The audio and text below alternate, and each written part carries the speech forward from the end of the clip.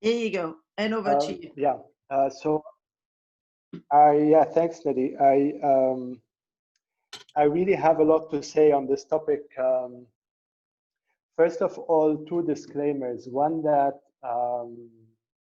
the electricity may cut at some point, which means I'll disconnect for a minute and then come back. And then the second thing is that I'm in no way an expert on Arab futurism, but they say that you teach what you most need to learn. And I think my research into this topic and my attempts at processing it in different presentations is a way for me to understand a bit more the scope and the possibilities of this really expansive topic. Which is also really new, because if you Google Arab futurism, you won't find much about it online. Now I have a presentation, but I don't know how we're gonna do it. I think just turn around your camera and actually show it from your phone. So do you see? Yeah, we can see the top of the building in Beirut. Oh, now? And now we can see your screen, yes. I would probably imagine maybe give it a bit of a wipe on the lens of your iPhone. And probably go away from the windows, maybe turn around, take your laptop on the other side. Okay, wait. Put it on your legs, move around. You can see I've done like astronaut training in the past. It shows. Oh wait, no, this is better. No.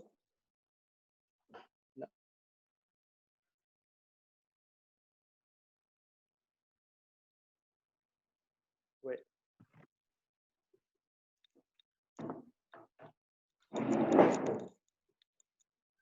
Can you see?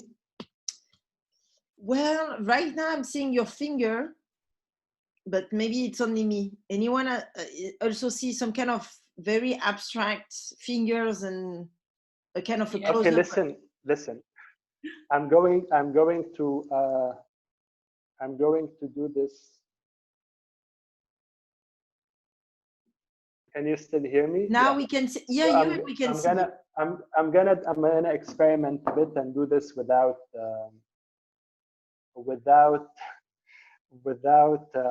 the slides for now. We can see. I'm sure we can figure out how to make work the slide. We're not in a hurry. Everybody here is well aware that we're not like online data is never been. Maybe give it another try. Then we can give up if that really doesn't work. Maybe we can send the presentation to someone who has the computer. Would this work? Like to you, Nelly? That's a brilliant idea. And then you just have to say every time you need to move the slide, huh? Okay, I'll send it. Nelly, should I send it to you? Yeah, go ahead. I'll send it to you, and I will. And then you can, as you do that, then you can tell us a bit more about Outpost and your activity with your magazine as well. Yeah, first I actually wanted to situate a bit the Arab world, because a lot of people are unaware of the geographic and the political implications of this part of the world. So I come from Beirut, which is the capital of Lebanon. On the south, you have Palestine, and on the north and east, you have Syria. So we are basically, the country is bordered by these two countries. In the 1800s, this region was under the under the influence of the Ottoman Empire, and then when the Ottoman Empire fell, the British and the French came, and they divided the former spheres of influence that belonged to the Ottomans among them. And what happened is that they divided a region that was culturally and geographically and socially very rich and very connected into small nation states like Lebanon and Syria and Jordan and Palestine. And they created all those borders and restrictions between people who have inhabited this land for such a long time. So with those divisions came a new chapter in the region's history, which was marked by divisions and wars and conflicts between those people who, you know, before the borders, they used to take the train and visit each other, and they used to marry from each other. And, you know, it was very malleable, the kind of connections that like different ethnicities and races commingled and lived together in one place. So Nelly, Yes. I am sending the. Okay. So that is, if you will, a bit of background of the place I come from. There is also further east and southeast. You have the countries of North Africa, which are Libya and Tunis and Algeria and Morocco, which belong to the Arab world. And there's also the Gulf countries, which are further down southeast or east, southeast, where you have Dubai and Saudi and the Gulf countries. And this whole region is bundled together loosely as the Arab world, because the main language is Arabic. Like the people who inhabit those lands speak Arabic, and it's a bit more tightly defined than the Middle East, which is more broad and can expand to encompass Turkey and Iran, for example. So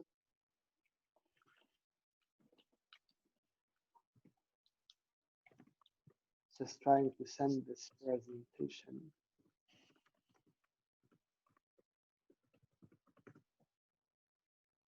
Sorry, guys. It's just, yeah, here you go.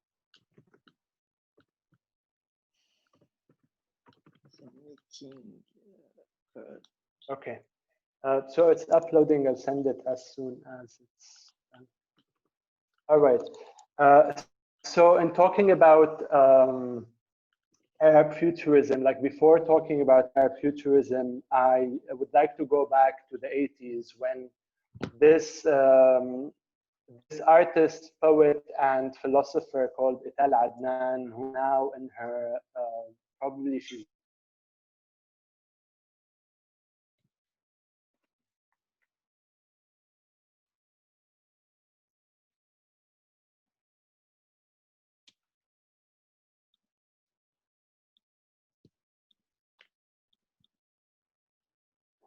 sorry, WeTransfer is asking me all sorts of different things.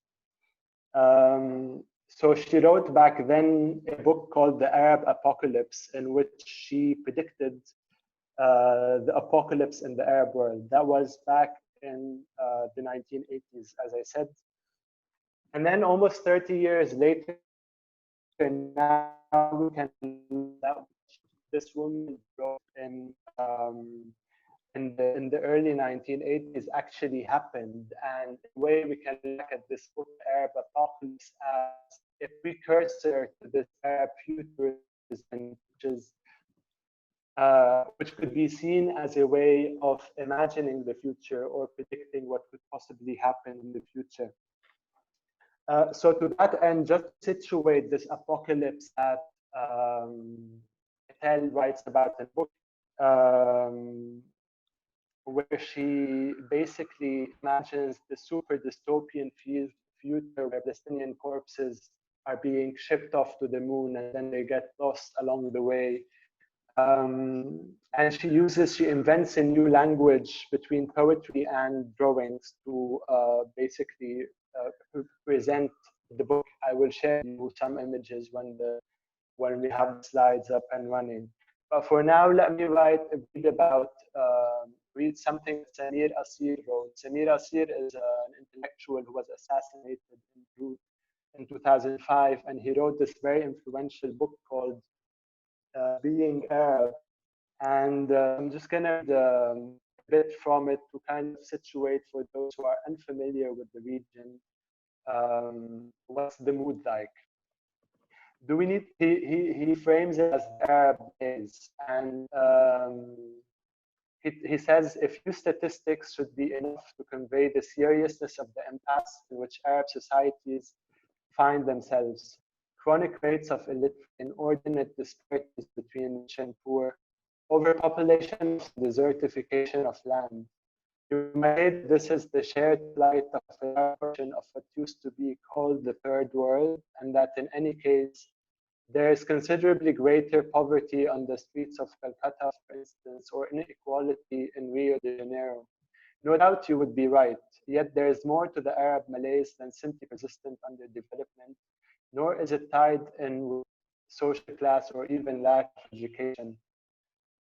What's distinctive about the Arab Malays is that it afflicts people who one would imagine would be unaffected by such a crisis, and that it manifests itself more in perceptions and feelings than in statistics. Starting with the very widespread and deeply seated feeling that Arabs have no future, no way of improving their condition. Faced with this apparently incurable evil eating away at their world, the only remedy would be individual flight if such a thing were possible. The Arab Malays is also inextricably bound up with the gaze of the Western other, a gaze that prevents anything, even escape. And he goes on to talk about the gaze and about the Western gaze. And I found through my research on Futurism that it very much is usually born from a diasporic entity that has been marginalized and suffered from a lot of injustices. So this need to, Futurism comes from this need to imagine new expressions of identity and new narratives about who we as a marginalized group of people could be in the future. It also sometimes is about rewriting the past or revisiting the past to glean new alternative histories that were probably not propagated in the way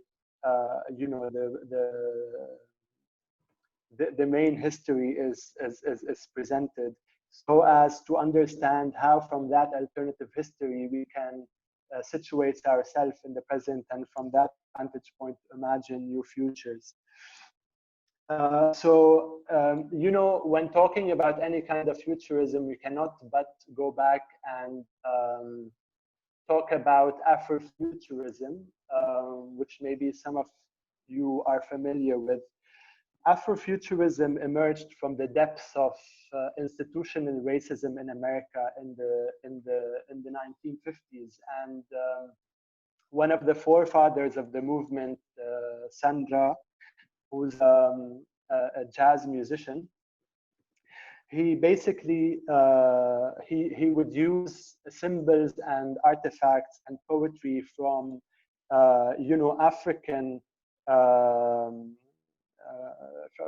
from African roots, and then he would mix that with ancient and alien technologies to create these new avant-garde works of art that helped in recapturing, reimagining, and revising Afro-diasporic history, and presented often with a hint of sarcasm.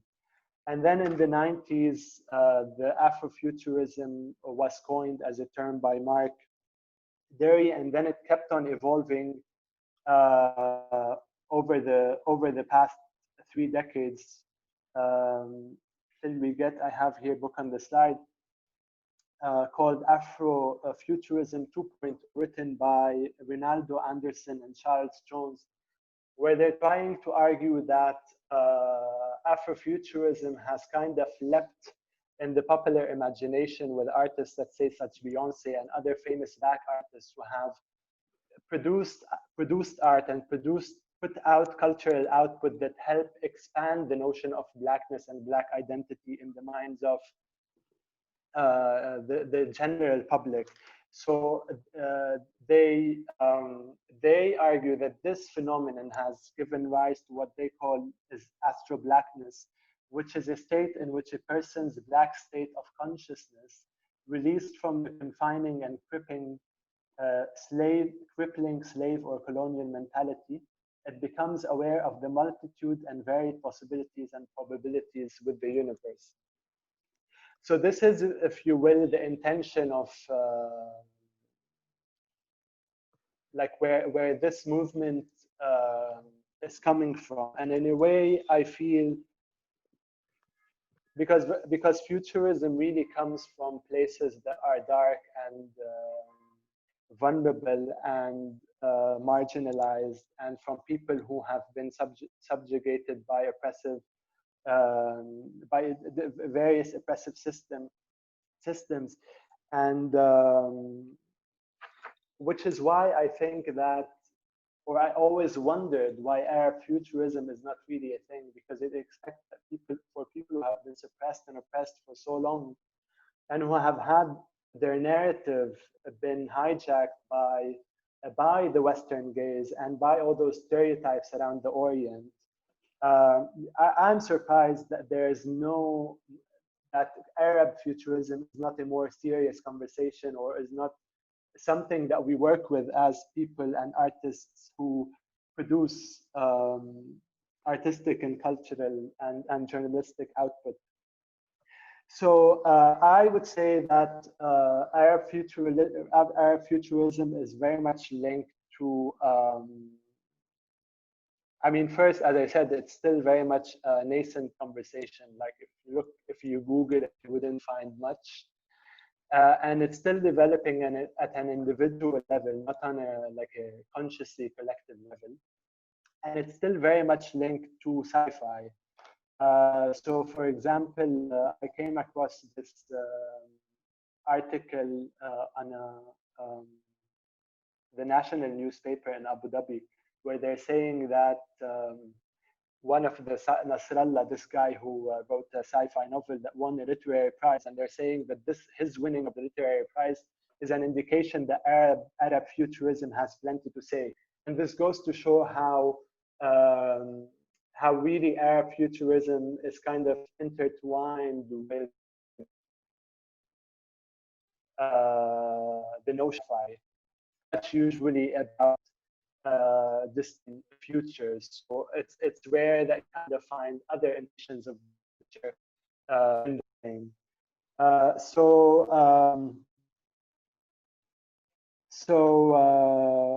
Speaking of sci-fi, one of the famous artists that come to mind, the ones that are usually discussed in light of this conversation of Arab futurism is Lisa Sansour, who shared her work in the references, where in one of her films she sends a Palestinian person to plant the Palestinian flag on the moon, and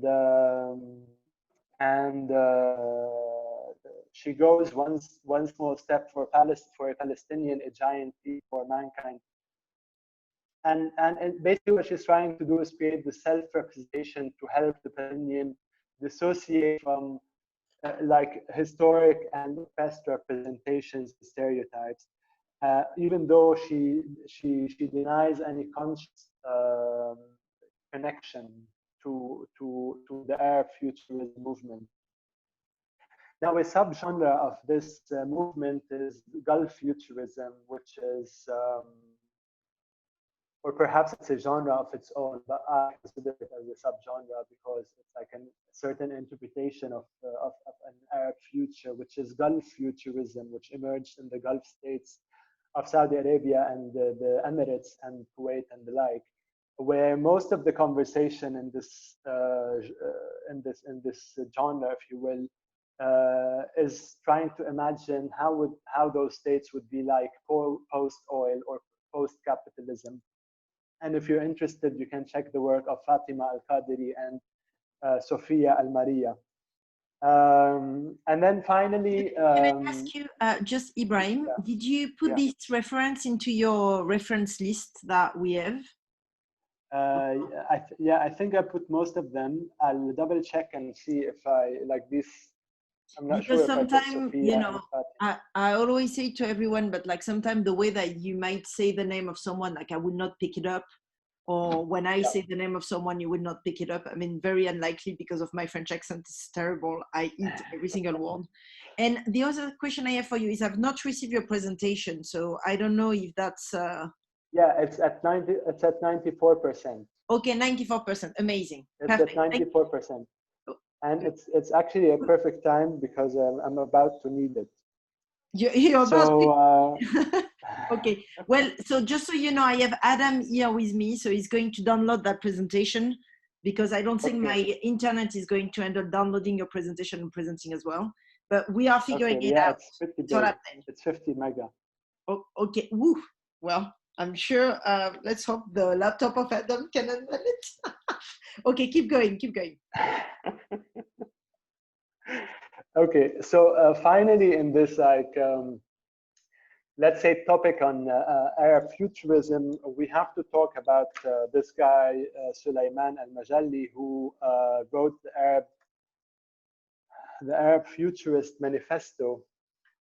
And basically it's titled Towards a Possible Manifesto Proposing Arab Futurism, which has been widely circulated on the internet. And for him, yes, of course, sci-fi is one theme in this, in the scope of Arab futurism, but he also believes there are other themes such as forming new forms of expression and identity, openness, and the very indefinability of the genre itself. And he also believes that Arab futurism is needed because of the blatant xenophobia and racism prevalent in Europe and America. And again, it goes back to, to the gaze of the other. And while this is an opportunity for the medium itself, it also presents certain pitfalls because it may make the work a bit irrelevant if you're constantly producing for the other and somehow disregarding the geopolitical and the social geographies of the place you're in, then it could potentially create work that is irrelevant. And this could be one of the things hindering Arab futurism from leaping into a place that is more, that reaches a critical mass of people, let's say. So yeah, he says he believes the movement should move from a westernized aesthetic or discourse to address geopolitics and culture in a direct and informed manner for it to gain traction. So Nelly, did you get the email? No, I've not. Did you send it to hello? Which one? I mean, whichever email, I will receive it. From my Gmail. Yeah, I sent it to Hayoun at Network. Yeah. Nothing. Okay, guys. So he might write. Like, he would oh, wait. I'm working.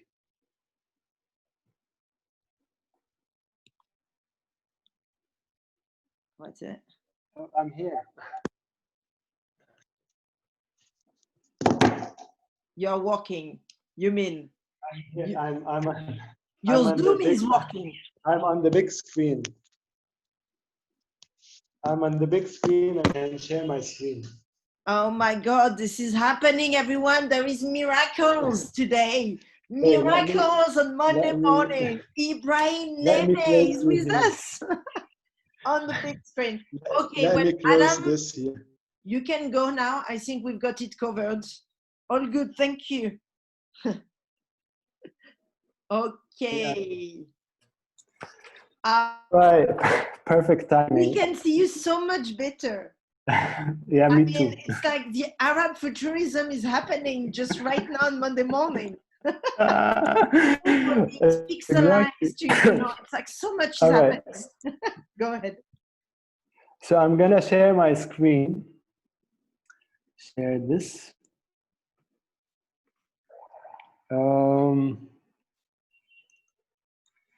Okay, so one last thing before I move into other things. This is from the Arab Futurist Manifesto, where Sulaiman writes, the use of futurism here is not intended to reference futurism as movement, neither is it an explicit reference to the futuristic. Instead, futurism is anticipating a future. It signifies a defiant cultural break, a projection forward into what is beyond ongoing Eurocentric hegemonic narratives. These ideas can contribute to a growing counterculture of thought and action that through time will be found and used in the construction of alternative states of becoming beyond the logic of the state. So this is, if you will, the kind of background that has, or the kind of conversations or ideas that have captured my mind for the past 10 years, let's say, because I've always thought that we live in a place, or I lived in a place, and my friends lived in a place, and we grew up in a place where most of the narratives about who we are and who we could be were told by people that do not really represent us, or people who we do not have a lot in common with. So I felt that it was a bit, when the Arab Spring happened in 2011 or 2010, I felt a pressing need to start a media platform that could capture a new voice of resistance and a new voice of imagination, because I felt that most of the narratives coming out of this part of the world, or most of the narratives being written about this part of the world from a Western perspective, are very much about, this narrative of defeat, which is that we have inherited a series of defeats, and that we have been depressed for so long, and that there's no really a future ahead of us, which is basically the Arab apocalypse that Ital Adnan wrote about in the 80s. But I felt that there was a need to tell a different kind of story. So I decided to start a magazine called The Outpost, and framed it as a magazine of possibilities, because I felt that it was very much about exploring new possibilities of identity and futures. So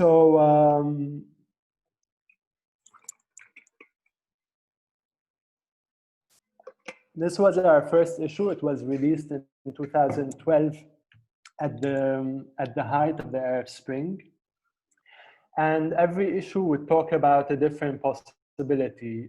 This is how the magazine was sectioned. This is zoom into the cover page. The title is A Magazine of Possibilities. And when we'd have 3 sections, what's happening, what's not happening, and what could happen. And those became our playground within which we dissected one possibility after another. So in the first one, we wanted to put out a manifesto of sort, the kind of, and pack it with the kind of ideas we had in mind for the kind of futures we were envisioning. So we decided to create a new map of the Arab world. So our creative director at the time, Ra'fat, worked with a bunch of artists to create a borderless new Arabia based on the current. So it's grounded in the current landscape of the region, but they cut and paste it in a way that creates a whole new utopian reality, and that's why we have the scissors and the cover, and it says how a pair of scissors took us in Beirut from Beirut to Jerusalem, basically because we cut and paste the map of our own. And this is the illustration of the map by the very talented Joan Baz in Beirut. And then what Ra'fat did is he took all the characters and from the first issue, which we profiled, like the people we talked about and we profiled and interviewed, and he used them as characters in a novella that he titled The Perfume Garden, an autobiography of another Arab world. And in this novel, he really paints this dystopian future of a borderless Arabia where everyone is connected, and creates this society where people help each other, and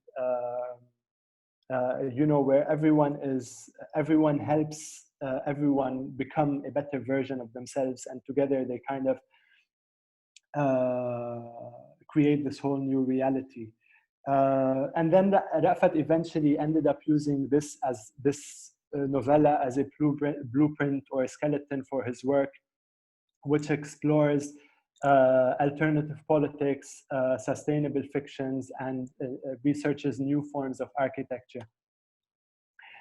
So this was the first issue. So yeah, this is the Perfumed Garden.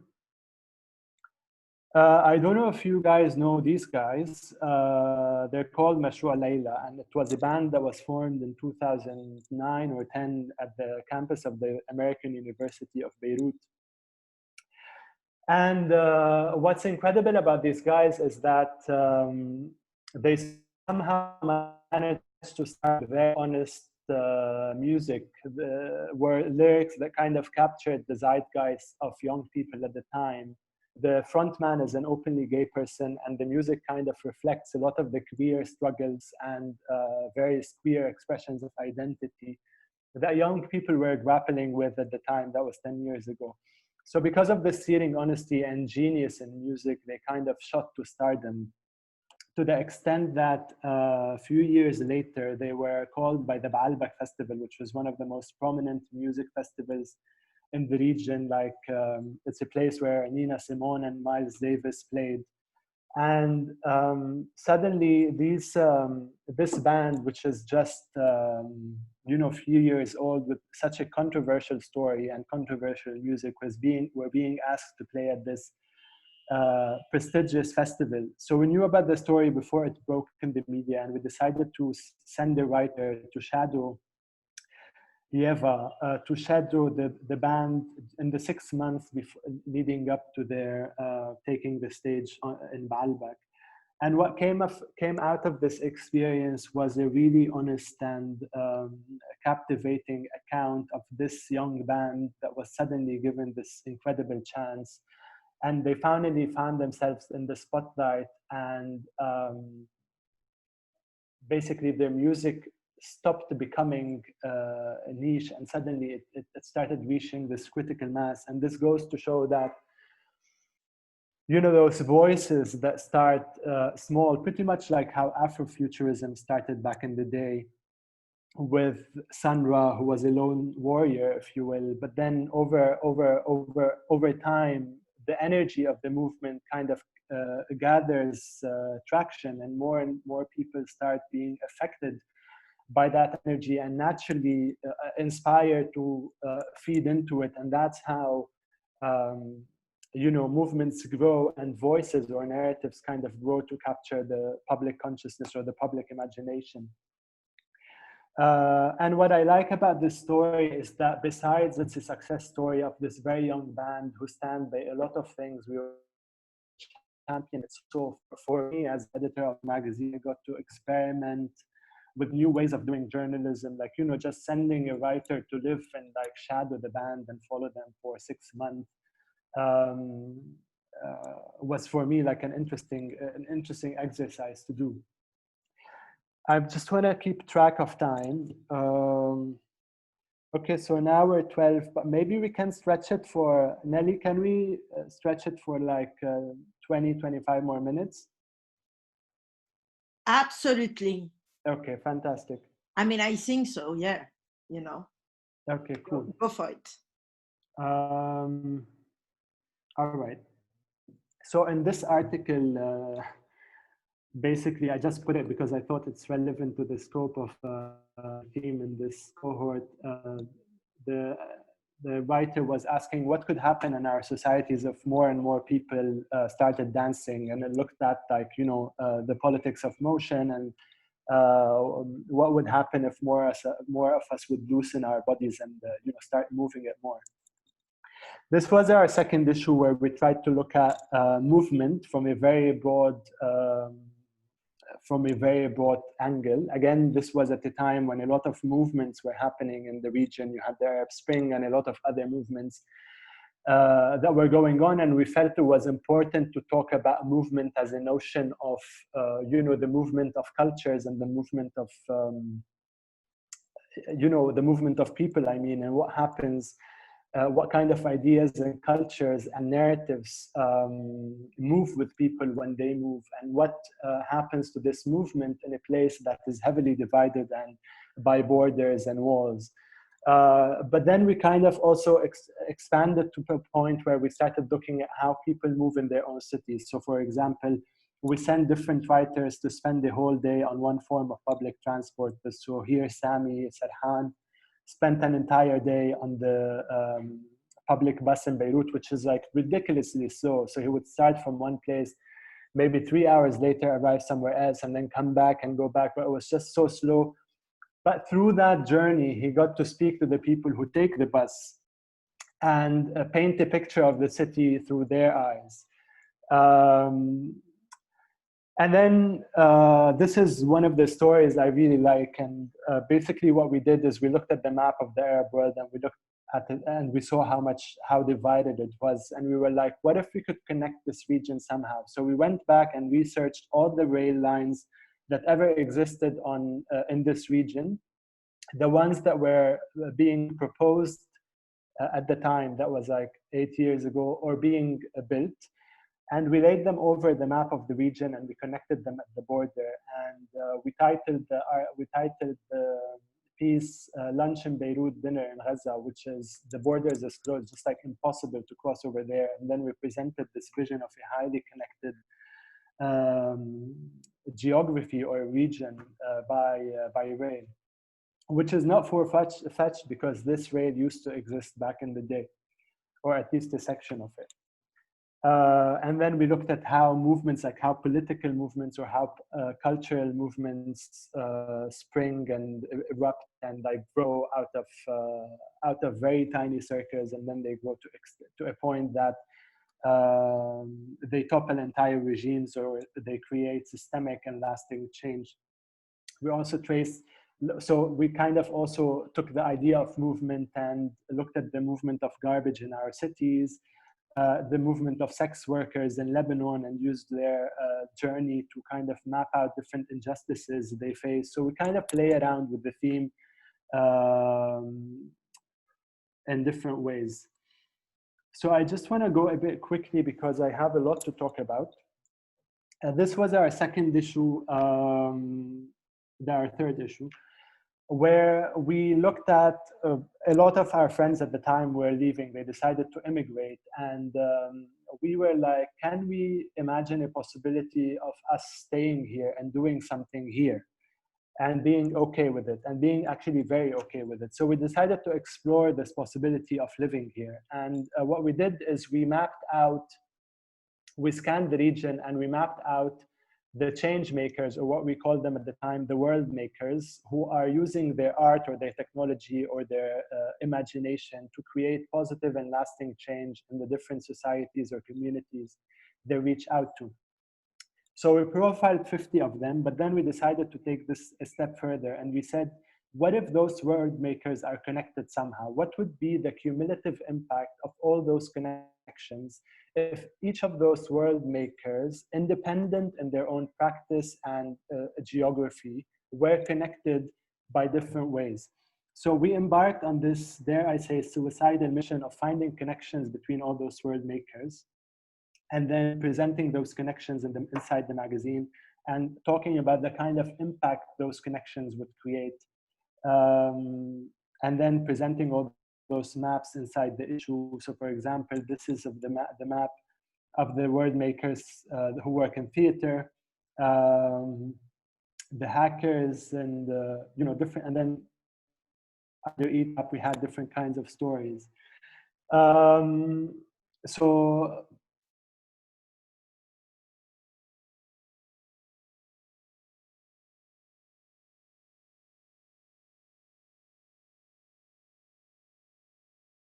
So usually in a way we kind of try to come in, expand the conversation, or redirect the conversation, or shift the perspectives around a certain conversation in a way that is productive, insightful, inspiring, and most importantly, for me, at least allow people to, you know, be triggered in a different way, in the hopes that this triggering would propel them to take some kind of action in the real world or in their lives. So this is the issue on getting lost. We decided to create an entire issue where we just get lost and see what kind of knowledge and pathways open up to us when we decide to consciously lose ourselves in the world. So we presented this manifesto of what does it mean, like basically what's the difference between being lost and getting lost. And how does one get lost? And then we send different writers to do different kinds of things. So for example, here, 4 writers got lost for 24 hours in 4 different cities, and then they came back to tell the tale. In this story, we sent writers in 3 cities. Sorry, we wanted to shed light on, you know, the lost architectural heritage. So we sent people with an image, let's say, of a building that no longer exists, like an old building that was demolished, but then is now no longer there. So they went around their cities and asked people, excuse me, like, hey, where is this building? How can I find it? But the building no longer exists. And these kind of experiences and their interactions then inform those narratives. So, you know, just being, or for example, in this article, Rafat went and got lost for an entire day in a library. Like just different ways of, you know, creating content and playing with those themes. Or for example, this issue which looked at the possibilities of the human body. So what we decided to do in this particular issue is, first of all, we sat with a doctor who explained to us how the body works. And based on the 12 systems of the body, which you see here on the cover, we extrapolated a philosophical theme, and then based on that theme, we commissioned stories. And we decided to be a bit playful with the way we presented the systems. So these are each system became, we used one object to, you know, represent each system. So you can see them here. And then let's say this is the digestive system with its object, and we have a text which basically starts from a biological place and ends with like the philosophical intervention.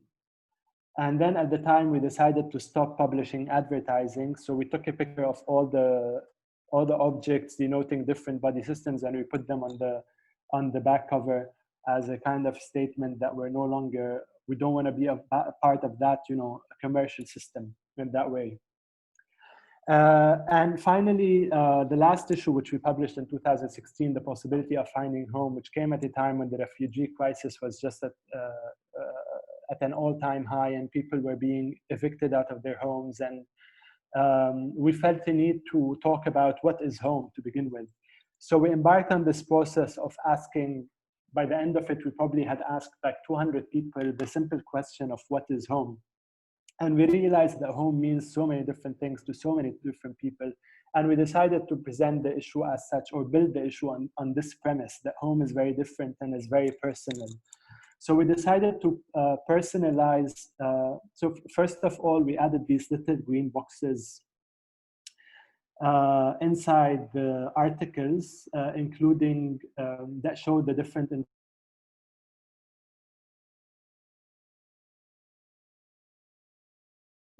dance floor.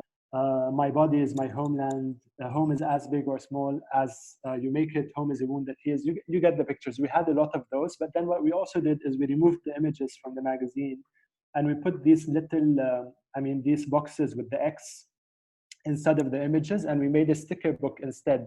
And the idea was that for the reader to personalize the reading experience of the magazine, because home is a very personal topic. So yeah, and then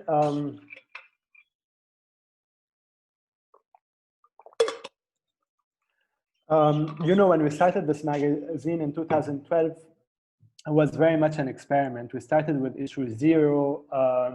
We specifically called it issue 0, not issue 1, because we knew that doing less self-experimentation than like a proper publishing venture. And we didn't have much experience in publishing anyway, but then something happened, like readers started sending us pictures with the magazine from all over the world. And then the media started picking us up and saying like really weird things, like The Guardian likening us to The Economist, which was like great to read, but I don't know how they made the association. And then like people started sending things like this. It was then when I realized we needed to make an issue about this, which is how can a lone voice that begins talking in the margins suddenly starts moving into the center, and along the way it kind of gathers energy to the point where it expands and it becomes a voice of its own right. So we did this issue called The Possibility of Rewriting Our Story, and it's very much like builds on a lot of what I talked about earlier, of how cultural movements start, and how basically like I'm interested in mythologies. Like how can, like if you look at like famous mythologies, most of those have heroes. You know, you have to have a hero in the mythology for it to work. Like Jesus Christ, Superman. Think of like any mythology, and then you have your hero. But in our case, when we were thinking about what kind of mythology we can invent for us, it became clear that we are each other's heroes in that way. And what we decided to do is create a radio station, invent a radio station that didn't exist, and turn the story to our cover story. So we even did like the logo and the logo guidelines, and we did a poster, and we really amped it up to the point where we ran the story as an interview between us and the programming director of the station. And through the interview, he kind of tells us about the power of this medium in basically capturing so many voices. And in doing so, it has put a unified voice of resistance or of Arabfuturism, if you will. And then after the issue was launched, a lot of people started calling us saying like, how can I find this radio? A lot of them didn't get the idea that it was completely fictitious. But then I used it in other works I would talk about in a bit. So I stopped then publishing the magazine for so many reasons I won't have time to go into. And I started experimenting with other forms. I became interested in researching this relationship between artistic output or cultural output and its social impact. Like what kind of impact does anything we say, produce, or do have on the culture around us, on our communities and our immediate surroundings, and how can we become more conscious and aware of the kind of output, artistic output we're putting out in a way to help us build and imagine and build a better future. So this is a dance a magazine I helped create right after I stopped publishing Outpost, and I thought I would mention it because it's relevant to the scope of this cohort. And in every issue, what we do is we take one dance and we strip it to its core and build the entire issue based on this score. So for the first issue, we took the Sufi whirling, you know, the Sufi mystics whirl, and we extrapolated transcendence as the core of this dance, and then built the issue around transcendence. So you have different stories of people transcending or using their bodies and dance to transcend. So for example, this story by Gabriel, how ketamine and techno helped me finally understand Derrida. So that was the first issue. Then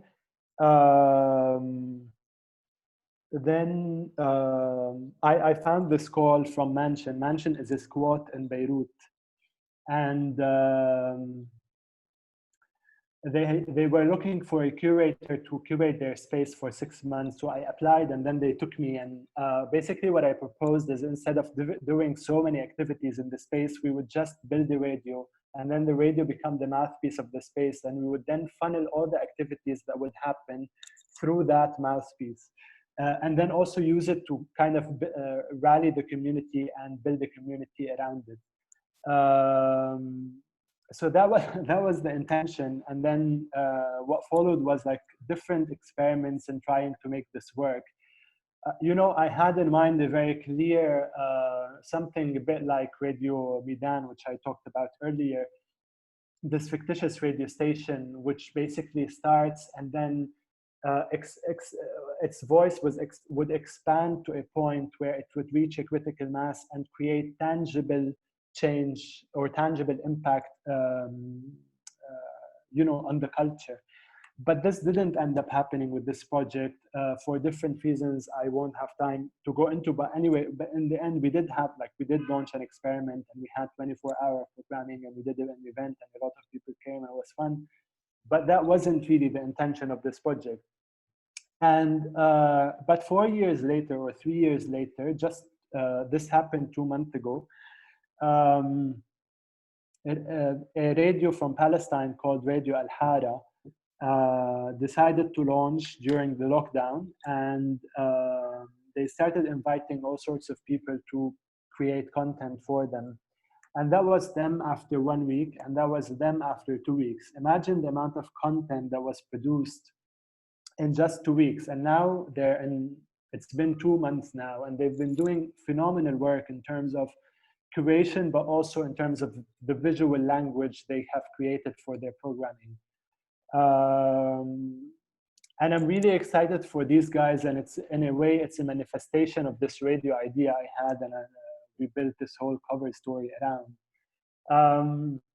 And I talk about these things because I think media is a very powerful tool in disseminating new narratives. And if our intention is to populate this conversation around Arabfuturism, then we need, it's not just important to you know, create work, it's as important to disseminate it. And having platforms like this one, which can reach a critical mass of people that can break beyond the boundaries of our niche communities, our niche artistic and cultural circles or social circles, then this is when the fun begins, because then the backlash begins, then the impact starts to creep in, because you have more people listening, and probably people who don't listen, but I think it's there where the work that needs to be done. And this is a very promising sign with these guys.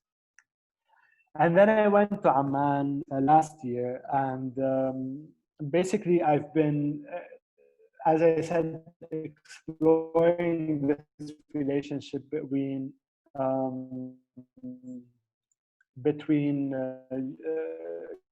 cultural output and social impact. So in Amman, I was given a sent to Amman, and basically I was tasked with developing a program that engages with the city creatively and artistically.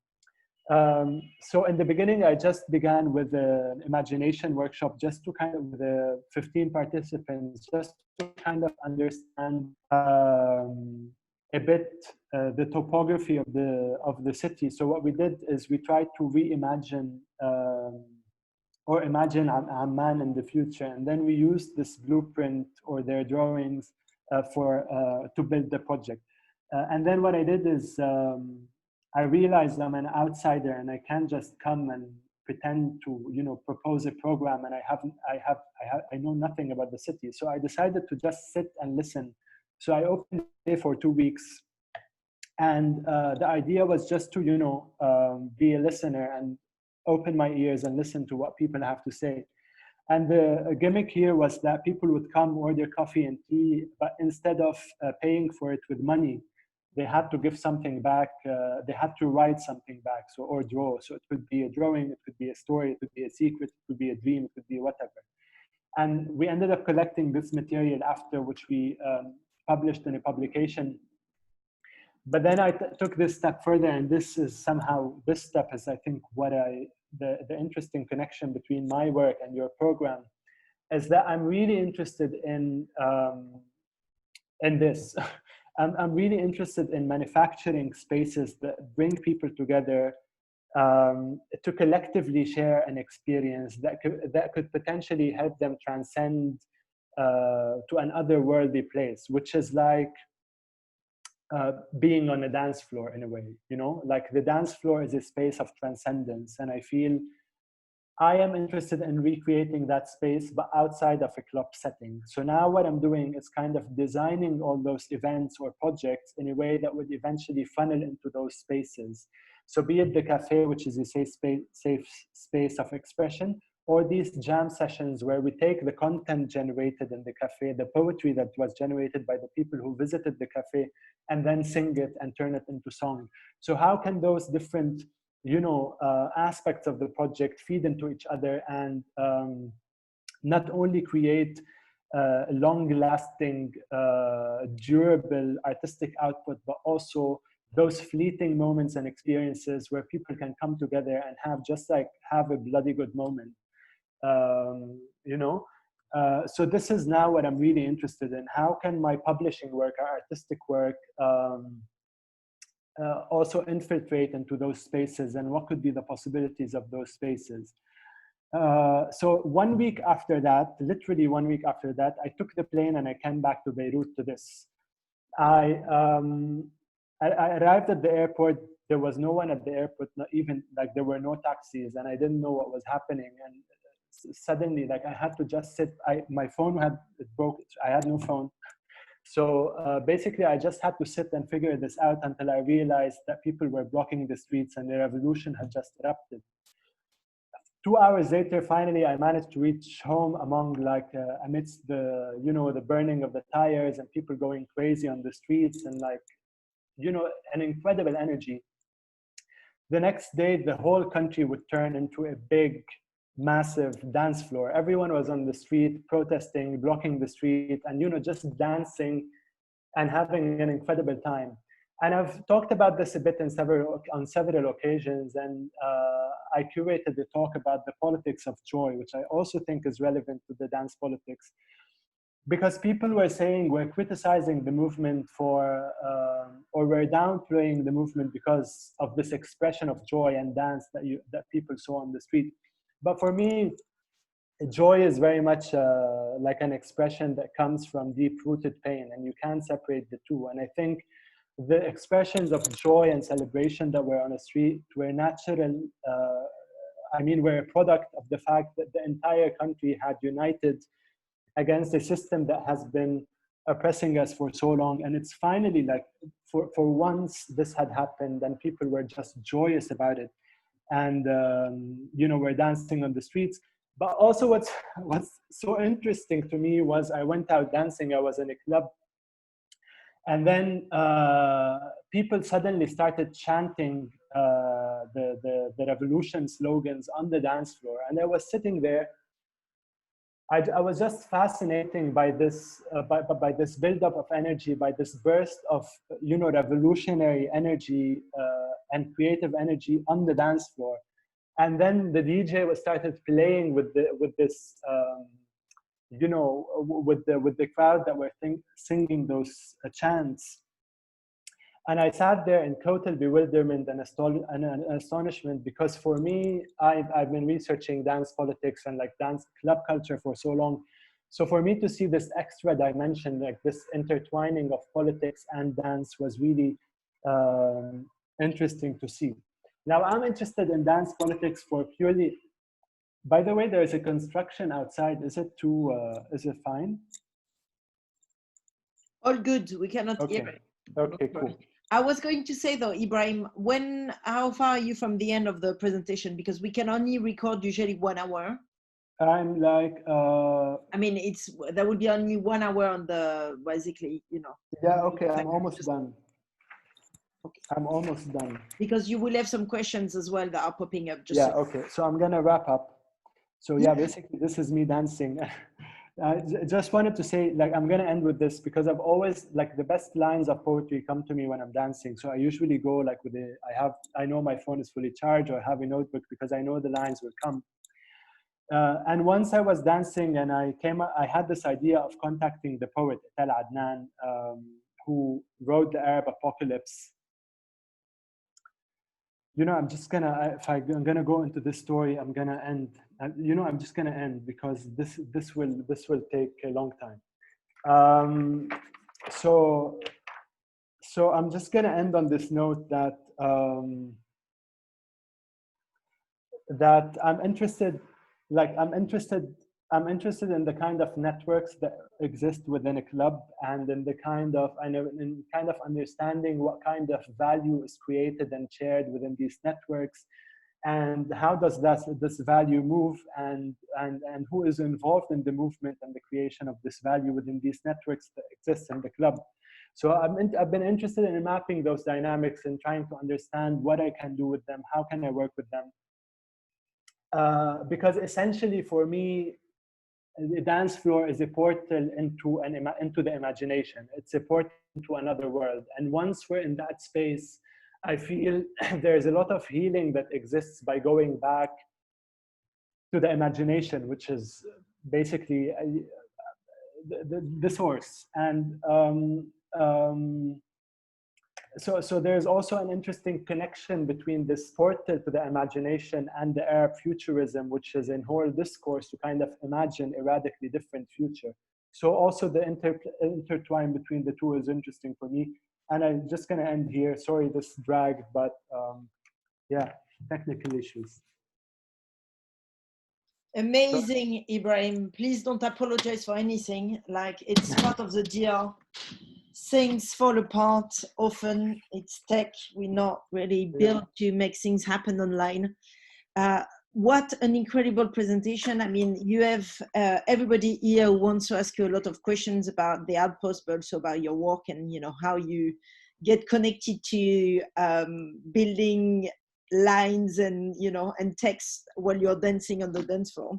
But maybe we can, Fateme, you have a question, because Fateme was involved with the revolution, the youth revolution in Tehran. And she has another kind of experience of things, you know. So maybe you can kind of share that. Fateme, are you here? Yeah, hello. Thank you for your thank you for your great presentation.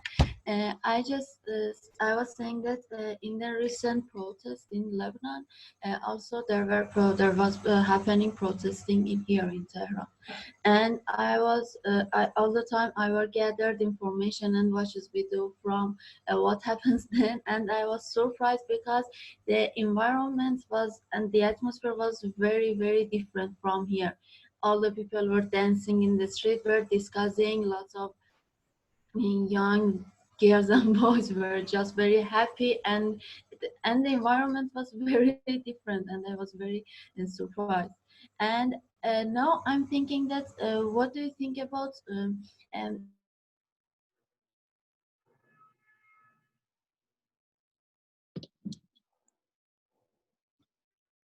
Is it me? Or, yeah, we lost you. Yeah. I thought it was, what do you think? Thought it was okay, me for a second. Hold on. There is actually, she wrote a question.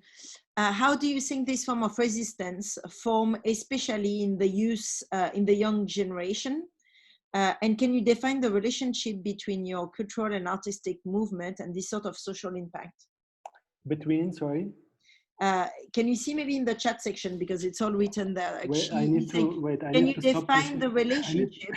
Can you define the relationship between your cultural and artistic movement and this sort of social impact? I don't know exactly what social impact she means, but I guess the idea that it's kind of people are kind of able to communicate and discuss as a part of a revolution, which is different from what happened in Tehran. I mean, two very different contexts, I guess, but maybe you can talk about that.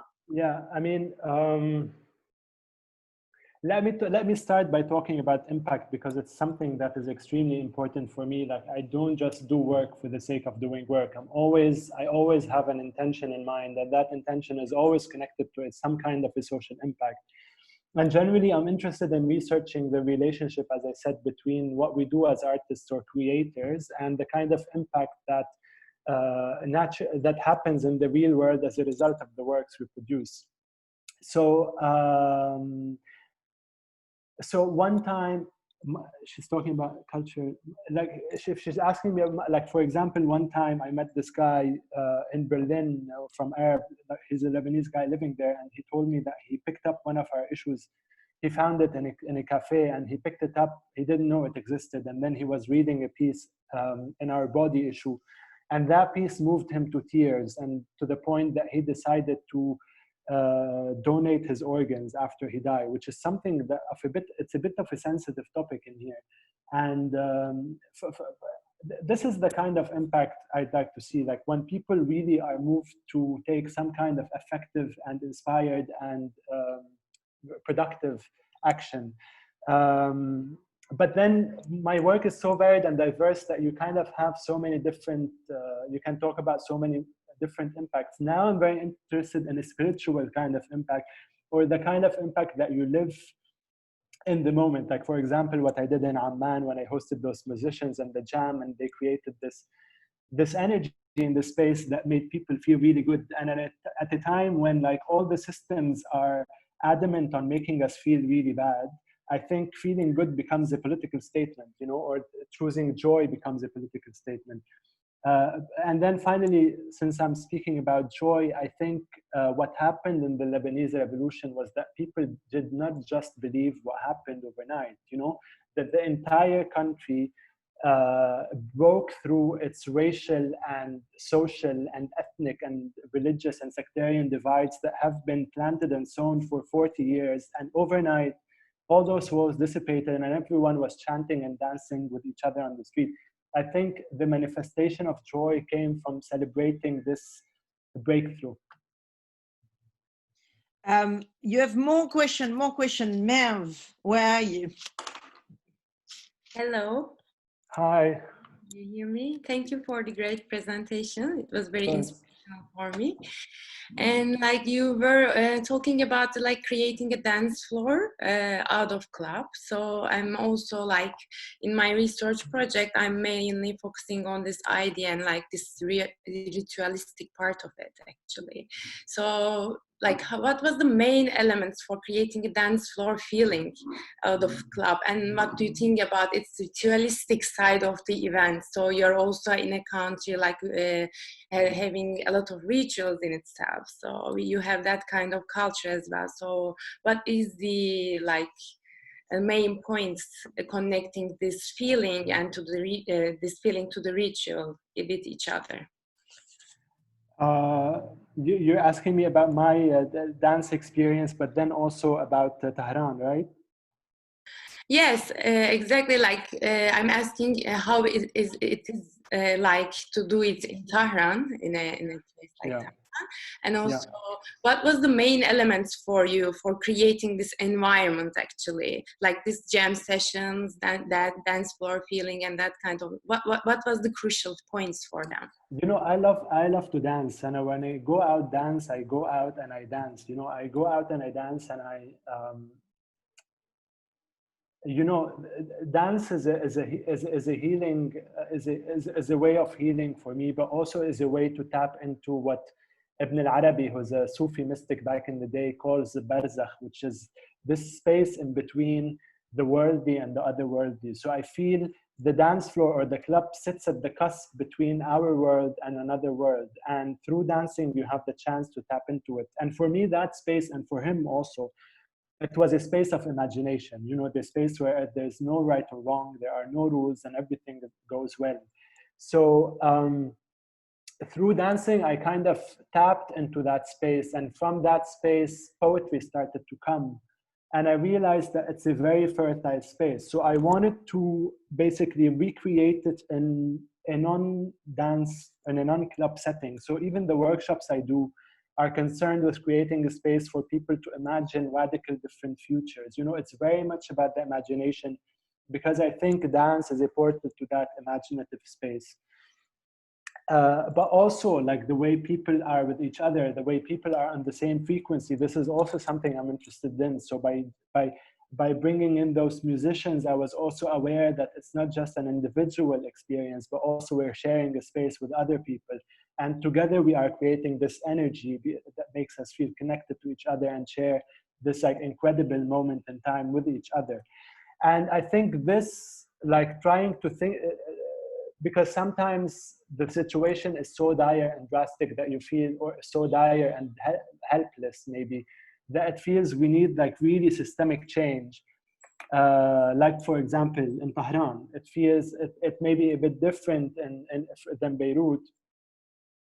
But I have a dancer friend in Tehran who has a studio, and for me, like for him, that studio space is a safe haven to practice joy, to practice resistance through the body and through the mind. And even though the kind of artwork they produce in that studio cannot reach a critical mass in Tehran because it's just impossible given the current system, but resisting through those forms is important, because what else can you possibly do? Like, you can't just sit at home and, you know, feel sorry for yourself. I think even if the systems are too entrenched,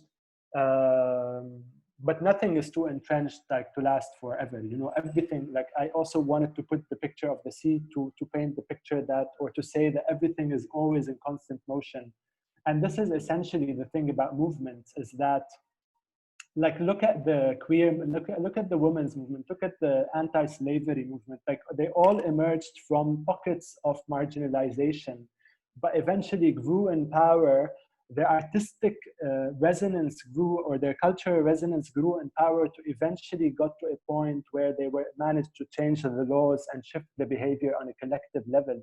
So change does happen, but it takes a lot of time. And I feel those efforts, those individual and community efforts, are needed to kind of help and push those movements. We're going to take one last question before we have to move to the workshop session, because I'm aware as well that we are still 30 minutes behind. So yeah. I know that Michaela, you had some questions, lots of questions, but maybe just make it happen in one. Here you go. Great. Finish typing my first question. First of all, thank you for the incredible presentation. I'm like really excited by a lot of things. I also publish, and I'm based in Tel Aviv, and looking a lot at this. And the research project that I'm doing at the moment is looking at imagining a nightlife movement that breaks the vacuum and the isolation between Israel and Palestine and the neighboring countries. Kind of like this post-apocalyptic utopian science fiction that includes the complex mixtures of cultures that exist in this region. And I was just curious, I was actually like last night looking at also the train routes. I know there used to be a train from Jaffa to Damascus. And I was also like trying to make the connections, like what if there was a train? And I've been looking at all of these impossible networks. And I'd be really curious to hear your take on this kind of nightlife, because in Israel, in Tel Aviv, there's like a very strong longing towards this, or like romanticization of, of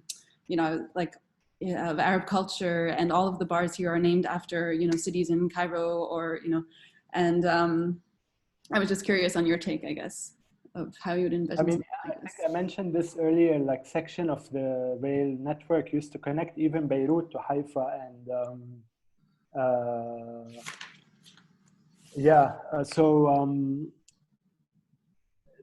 first of all, I find it's a very interesting, I find it's a very interesting idea. I think it could be interesting to go beyond the romanticization of the rail tracks and what used to exist, because I think we need to sometimes we need to just create a sudden break from the past in order to allow for a radical new future. And with the supercharged histories of the Palestinians and the Israelis, and this entire region for that matter, I feel that any attempt at imagining a radically new future has to almost invent a new language, Exactly. And I just want to go back to the slide here to show the work of Etel Adnan, who wrote the Arab Apocalypse. Yeah, who I found this book last week, actually. I was like, wow.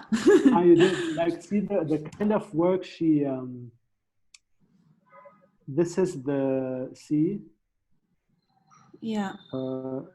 This is, for example, the way she writes the book, like she mixes drawings and she kind of builds with. I can't hear you so well. It's a little bit broken. Can create a new future. Okay, is it now? Yeah. No.